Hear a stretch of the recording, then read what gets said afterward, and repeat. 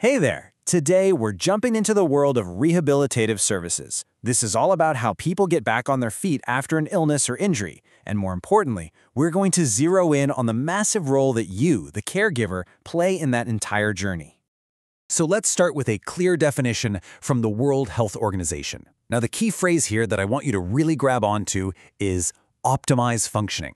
See, this isn't just about healing. It's about helping someone live their absolute best life, right where they are, in their own home. It's all about reaching their full potential. And just to give you a sense of the scale we're talking about, it's huge. Globally, an estimated 2.4 billion people are living with a condition that could get better with rehab. I mean, that's a staggering number, right? And it's growing, mostly because of aging populations and more chronic illnesses. So, what does a number that big mean for you on a day-to-day basis with your client? Well, that's exactly what we're going to break down. We're going to connect the dots between this giant global need and the vital, hands-on role you play in making recovery actually happen. First up, let's talk about what recovery support really looks like. Because it's not just one thing, It's a whole spectrum of services, and each one is tailored to some very specific needs.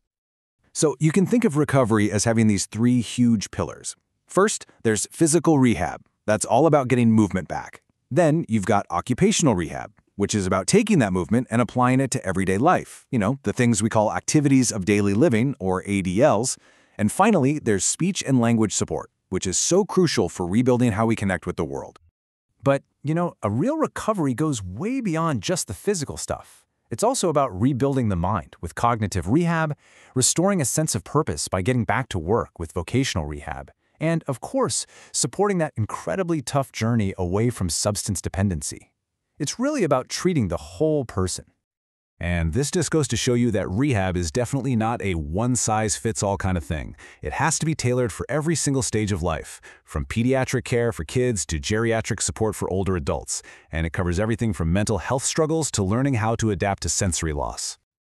Okay, this brings us to the real heart of the matter. We've talked about what rehab is, but how does it actually work in the real world? Well, a huge part of the answer is you. Just let that sink in for a second. The experts are saying it loud and clear. Caregivers are essential. Not just helpful, not just nice to have, but essential to success. Your involvement means faster recovery and better outcomes. Your work is fundamental. We can really break down your contribution into three critical roles. First, you're the motivator. You're the one giving the encouragement that gets someone through a really tough day. You're also the helper, giving that hands-on assistance with all those crucial daily tasks. And you are the advocate, acting as that vital communication link between your client and the entire healthcare team. And when you step into these roles, the results are totally clear, and you can actually measure them. Your involvement leads directly to things like shorter hospital stays, faster recovery, and at the end of the day, more independence and a better quality of life for the person you're caring for. It's a huge deal. Okay, let's get super practical for a minute. Here are some key do's and don'ts to help you navigate this role. First things first, it's all about mindset.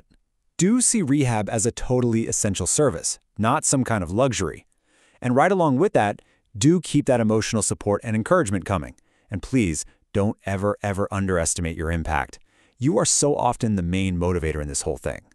Next up, it's all about communication and taking action. Do be that liaison. So think about it like this. A therapist leaves a home exercise plan. Your job isn't just to remind your client to do it. It's to watch, to observe.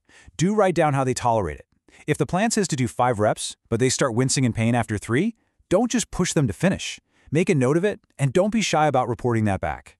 That is what being an advocate looks like in real life. And that's exactly why you've got to do push for timely care, and not just accept long delays. All right, that was a lot of information, I know. So let's do a quick knowledge check to make sure some of these key ideas really stick. Okay, first question for you. Think all the way back to the beginning. What was that giant number, the global estimate of people who need rehab? You got it, 2.4 billion. This just proves this isn't some small niche part of healthcare. It's a massive and growing global need. All right, next up, let's bust a common myth. True or false? Rehab is a luxury mainly for people with really severe disabilities. That is absolutely false. Like we've been saying, rehabilitation is an essential health service. It's a right, not a perk. And for our last question, When you're the one talking to the doctors, watching how the exercises are going, and reporting back, what is that key role called? The answer is the advocate. That role makes you the bridge, the connector between the entire medical system and your client, making sure that the care plan actually works for them in real time. And that brings us to our final thought for today, something for you to take with you. Thinking about all these roles, the motivator, the helper, and especially the advocate, what's one small observation you can make or one question you can ask this week to better support your client's very next recovery goal?